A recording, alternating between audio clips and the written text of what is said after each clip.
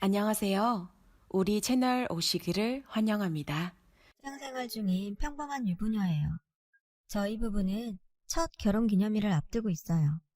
연애 때처럼 여전히 다정한 남편 덕분에 우리 부부는 연애 시절 분위기로 살고 있죠. 저희 남편은 구급대원이에요. 처음엔 옷에 묻혀온 핏자국에 놀라곤 했는데요. 이제는 그런가 보다 할 정도죠.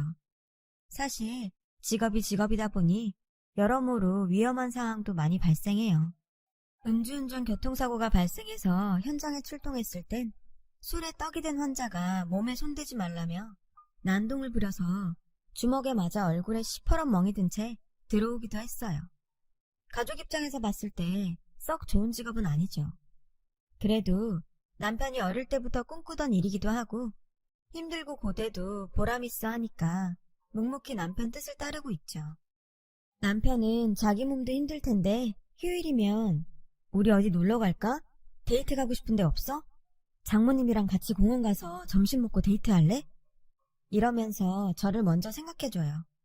평소에 같이 있어주지 못했던 시간들을 채워주려고 애쓰는 것 같아서 고마우면서도 많이 안쓰러워요.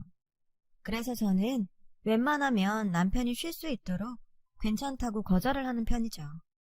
남편은 저 외에도 챙기는 사람이 하나 더 있어요. 바로 제 친정 엄마죠. 엄마는 저희 옆동에 살고 계세요.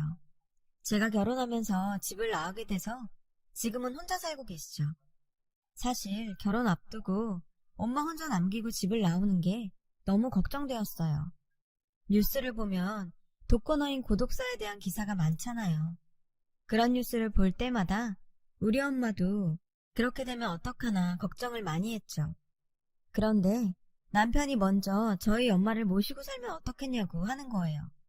미안해서 말 못 꺼내고 있었는데 먼저 얘기를 꺼내준 남편이 정말 고맙더라고요. 하지만 엄마의 반대로 무산이 되었죠. 딸 내외 신혼까지 빼앗을 생각은 없다시며 단호하게 거절하셨어요. 그래서 친정 근처에 신혼집을 마련하는 선에서 타협을 했죠. 그래도 저는 걱정이 됐어요. 근처라고는 해도 혼자 지내는 건 마찬가지잖아요.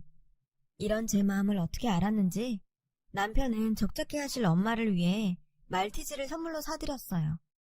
처음엔 강아지를 보시고는 잘 키울 수 있을까 걱정하던 엄마는 이젠 딸처럼 금이야 오기야 키우고 계세요.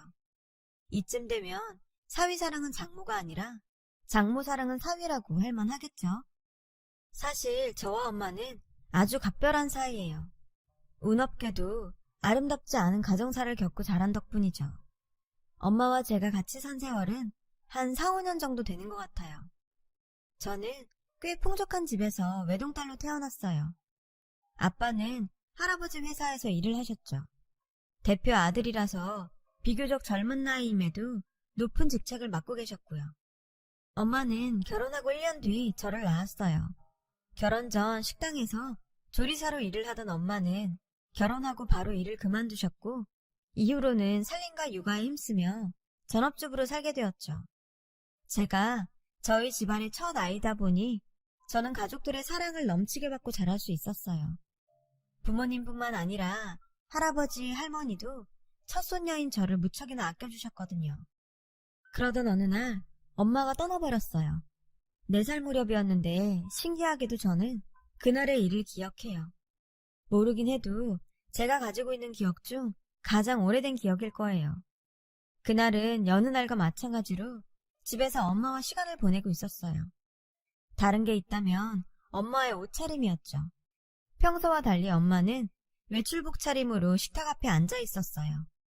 엄마는 제게 아침을 먹인 뒤 데리고 나갔죠. 그리고는 대문 밖에 대기해 있던 아빠 차에 올랐어요. 아빠는 운전석에 앉아 있었고 엄마는 절 아는 채 보조석에 앉았어요. 우리 가족을 실은 차는 어딘가를 향해 한참을 달렸어요. 그러다 도착을 했는데 지금 생각해보니 버스터미널이었던 것 같아요.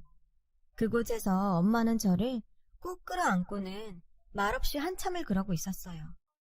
엄마 몸이 이상하게 떨리고 있었죠. 나중에 크고 나서야 그때 엄마가 울고 있었다는 걸 알았어요. 희수야, 엄마는 우리 희수를 사랑해. 그러니까 엄마 잊으면 안 돼. 알았지? 그러자 옆에 있던 아빠가 애한테 그런 소리를 뭐하러 하냐며 기억해서 좋을 거 없다고 퉁명스레 말했어요. 엄마는 저를 떼어놓고는 뒷좌석에서 큰 캐리어를 꺼내 도망치듯 가버렸어요. 울면서 엄마를 부르는 저를 뒤로하고 엄마는 그렇게 버스터미널 안으로 사라졌죠. 아빠는 울다 지친 제 몸 위로 안전벨트를 다시 채워주고는 차를 몰아 집으로 돌아왔어요. 그리고 다음날 아침 잠에서 깬 저를 반긴 건 엄마가 아닌 낯선 여자였어요. 예쁘게 화장을 한 여자는 엄마보다 훨씬 어려 보였어요. 아빠는 뭐가 좋은지 웃고 있었어요. 희수야, 인사해. 오늘부터 우리 희수 엄마가 되실 분이야. 엄마라고 해봐. 저는 우리 엄마가 아니라고 울먹였고 아빠는 그런 저를 잡고 단호히 말했죠. 이제는 이 아줌마가 희수 엄마야. 그러니까 엄마라고 부르고 말도 잘 들어야 해. 알았어? 그 말에 저는 울음을 터뜨렸어요. 하지만 아빠는 저를 달래주지 않았죠. 그렇게 새엄마와의 생활이 시작됐어요. 새엄마는 나름 엄마 노릇을 한다고 노력했지만 아이를 키워본 적이 없어서 모든 게 서툴었어요.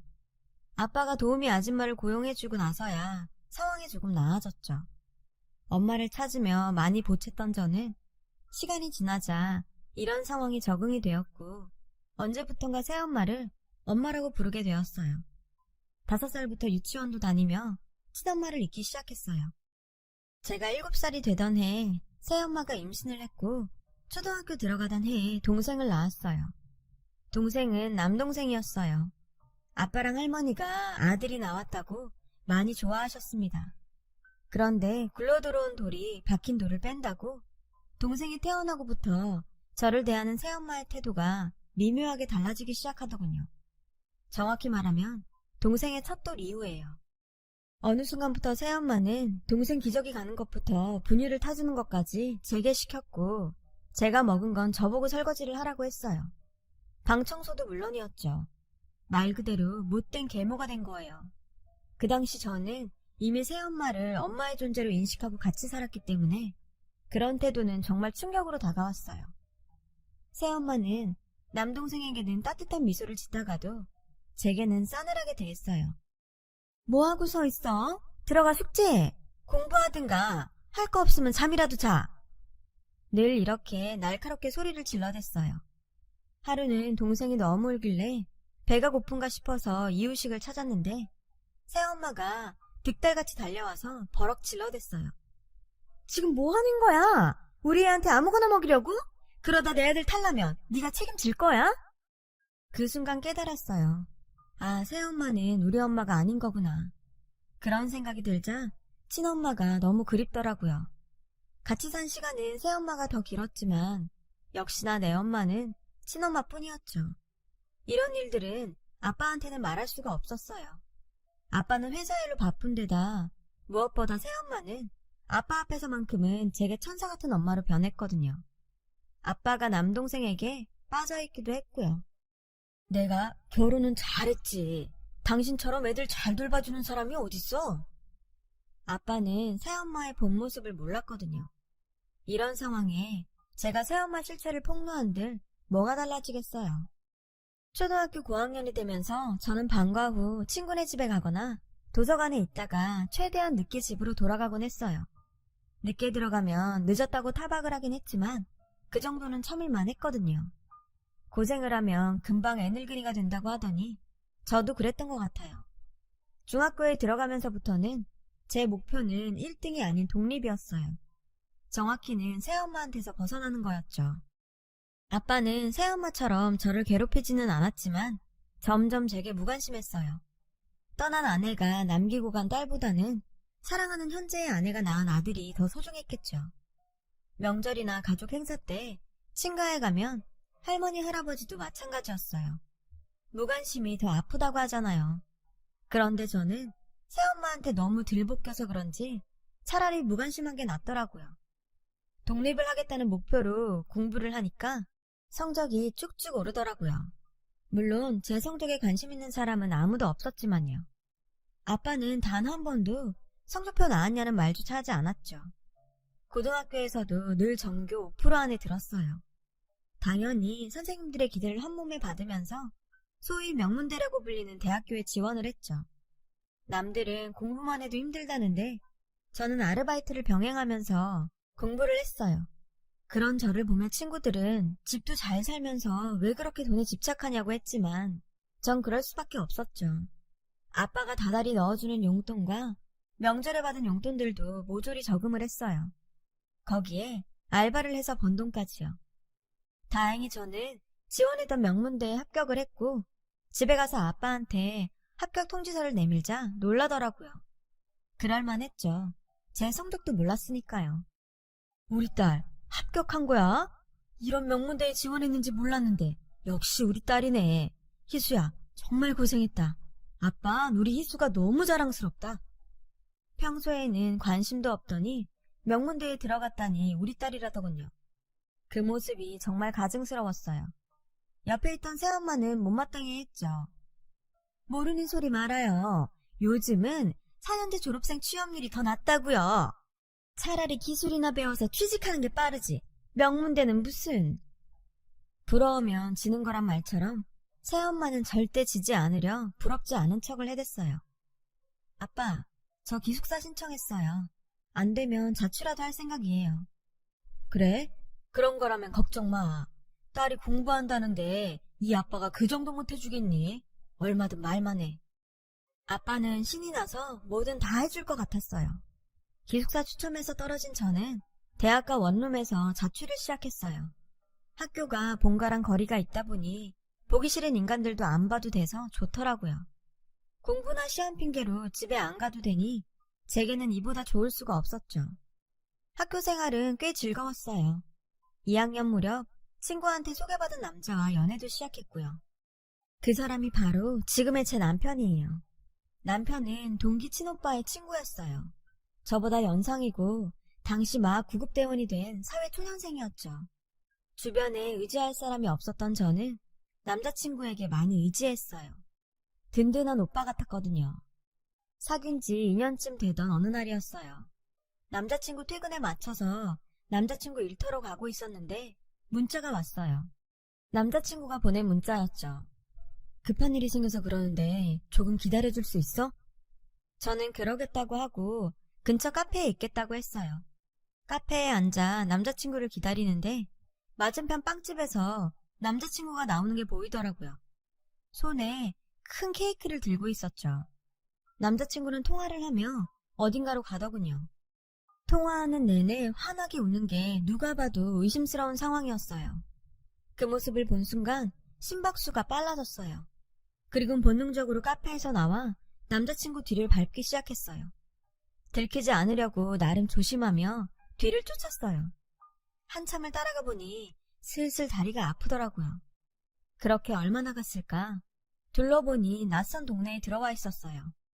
혼자 사는 노인들이 많이 사는 쪽방 밀집 지역인 것 같았어요. 주변 집들이 대부분 20년 이상 된 낡은 빌라였죠. 그 순간 남자친구가 어느 빌라로 들어가는 게 보였어요. 저는 조심스럽게 빌라로 들어가 계단 벽에 붙어 귀를 쫑긋 세웠어요. 초인종 소리가 들리고 현관문 여는 소리가 들리더라고요. 어머, 케이크네? 뭐 이런 걸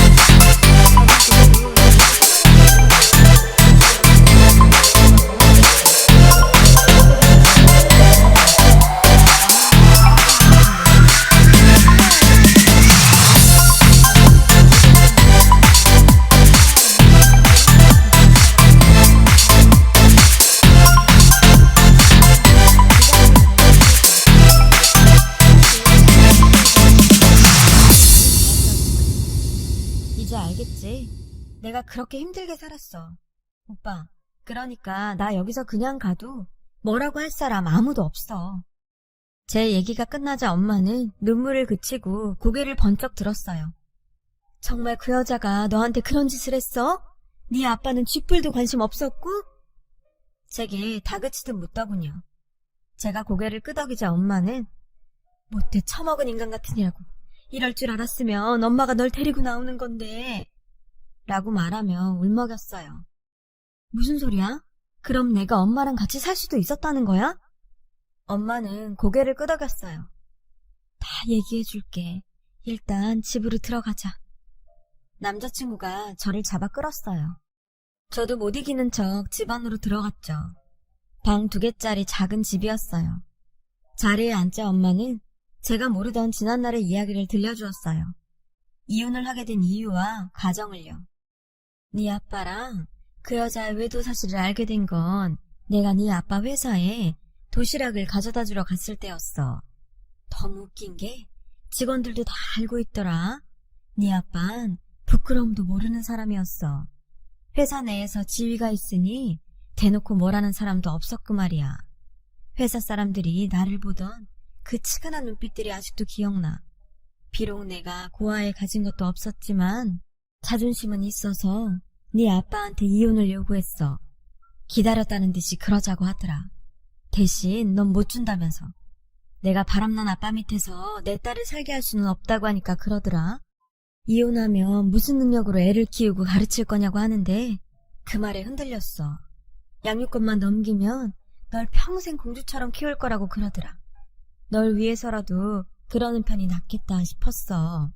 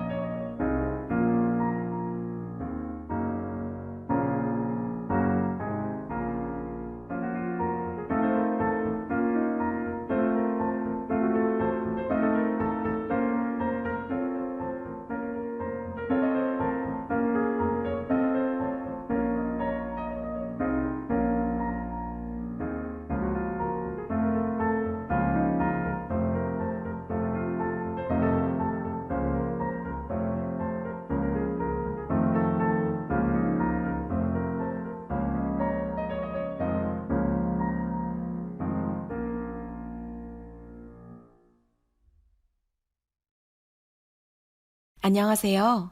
우리 채널 오시기를 환영합니다. 그런데 그게 다 계략이었어. 회사 이미지 때문에 자기가 양육권을 가져가야 했던 것 같아.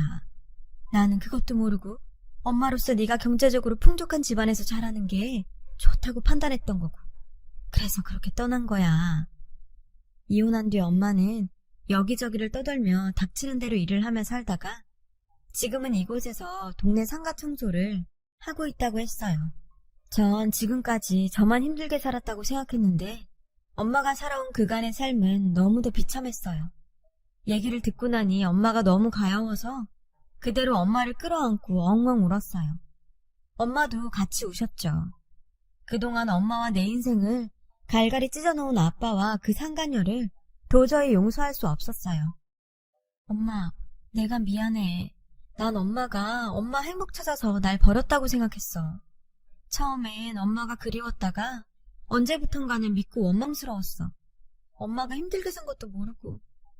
엄마는 오히려 엄마 없이도 훌륭하게 잘 자라줘서 고맙다고 했어요. 희수가 잘 자라서 대학도 들어가고 준석군같이 좋은 사람 만나서 엄마는 너무 행복해. 내 생명의 은인이 내 딸 남자친구라니. 어쩜 이런 인연이 있니? 남자친구는 제게 엄마와의 인연을 얘기해 주었어요. 아주머니는 내가 첫 출동 나갔다가 만난 환자셨어. 상가 건물에서 과로로 쓰러지셨거든. 그 후로도 마음에 걸려서 가끔 들여다보고 병원도 같이 다녀드리다 보니 이모 조카처럼 지내게 된 거지. 암으로 돌아가신 엄마 생각도 나고. 그날 저는 엄마 집에서 생일 케이크에 초도 켜고 같이 저녁도 먹었어요. 그리고 정말 오랜만에 엄마 품에 안겨 잠들 수 있었어요. 엄마 품은 정말 따뜻했어요. 다음날 저는 남자친구를 뒤에 달고 본가로 갔어요. 목적은 하나였죠. 우리 모녀를 생이별시킨 장본인과 인연을 끊는 거였죠. 집에 가보니 마침 새 식구가 다 있더군요. 새엄마를 보자 그동안 참았던 울분이 쌍욕으로 터져나왔어요. 살면서 단 한 번도 해본 적 없는 험한 욕들을 상간이 얼굴에 대고 퍼부었어요. 그 욕을 들은 아빠는 제게 소리치더군요. 너 지금 엄마한테 뭐 하는 짓이야? 내가 널 그렇게 가르쳤냐? 아빠가 나한테 뭘 가르쳐줬는데? 가정 있는 남자가 상간녀랑 붙어먹고 조강쳐 버리는 거? 아니면 유책 배우자 주제에 자식을 빌미로 위자료 한 푼 안 주고 와이프 내쫓는 거? 그것도 아니면 상간녀한테 자기 딸이 구박받는 거 보고 모른 척하는 거. 도대체 뭘 나한테 가르쳤는데? 이 여자가 욕먹는 건 그렇게 참기 힘들고 딸한테 무관심한 건 쉬웠구나. 하긴 그러니 인생을 그따위로 살았겠지. 나 엄마 만났어. 아빠가 무슨 말로 엄마 속이고 내쫓았는지 다 들었다고. 희수야, 아빠 말 좀 들어봐. 듣긴 뭘 들어. 내가 더 들을 게 있어? 저 상간녀랑 저 여자 아들 때문에 내 어린 시절이고 학창시절이고 내내 이 집에서 나갈 생각만 하면서 살았어. 알아? 그때 방에서 남동생이 나왔어요. 상간녀는 얼른 남동생을 내보냈어요. 애가 듣는데 무슨 말을 그렇게 해. 그리고 네 엄마가 능력이 없어 남자 뺏긴 걸 나더러 어쩌라고. 왜? 당신 과거 애한테 들킬까봐 겁나? 그러게 인생 똑바로 살지 왜 그렇게 해프고 더럽게 살았대? 쪽팔리게. 근데 어쩌나? 나 당신이 살아있는 동안 이 얘기 주구장창하고 다닐 건데? 당신 아들 졸업식장에 가서도 하고 당신 아들 첫 출근 날 회사에서도 하고 당신 아들 결혼식장에 가서도 할 거라고. 당신이랑 당신 아들 고개 못 들고 살게 할 거야. 그러니까 입 닥치고 살아. 새엄마는 얼굴이 하얗게 질려서는 더 이상 아무 말도 못했어요. 그때였죠. 지금껏 잠자코 있던 남자친구가 아빠한테 다가가 인사를 했어요. 그리고는 처음 뵙는 자리가 이런 자리라 유감입니다만 이렇게 마지막으로 뵙는 자리인 것 같아 그냥 얘기하겠습니다. 희수 졸업하면 결혼할 생각입니다. 희수 어머니도 모시고 살 생각이고요. 저는 다른 건 몰라도 우리 희수 눈에서 눈물 빼는 인간들은 절대 용서 못합니다. 그래서 두 분께는 예의를 갖출 필요가 없을 것 같네요. 앞으로 다시는 희수 보고 살 생각 마세요. 결혼식에도 오실 생각 마시고요. 저는 남자친구와 함께 그 집을 나왔어요. 이후 살던 집을 정리해 엄마 집으로 들어갔어요. 그리고 변호사를 선임해서 아빠로부터 엄마가 받아야 할 몫에 위자료도 받아냈죠. 아들 결혼식장까지 찾아가겠다는 말에 겁을 먹은 새엄마가 원하는 대로 다 주라고 했다나 봐요. 인생은 더럽게 살았어도 자기 자식 걱정은 됐던 모양이더라고요. 대학을 졸업하고 저는 취직을 하게 되었고 얼마 뒤 남자친구와 결혼을 했어요. 그리고 벌써 결혼 1주년이 되어가네요. 시간이 쏜살처럼 빠르다고 하더니 요즘 특히나 실감을 하게 돼요. 다시 만난 엄마와 함께하는 시간들이 너무 빨리 지나가는 것 같아 가끔 겁이 나거든요. 남들에게는 너무도 당연했던 일상이 제게는 사무치게 그리워해야만 했던 일이었으니까요. 저는 지금 사랑하는 엄마와 든든한 남편과 함께 꿈같은 신혼생활을 즐기고 있어요. 제게는 무엇보다 소중한 이 시간을 오래오래 누리며 살아보려고 해요. 제 사연을 들어주셔서 감사드려요. 여러분, 사연 댓글에 응원과 현명한 조언 부탁드려요. 좋아요와 구독은 저에게 큰 힘이 됩니다. 오늘도 좋은 일 가득하세요.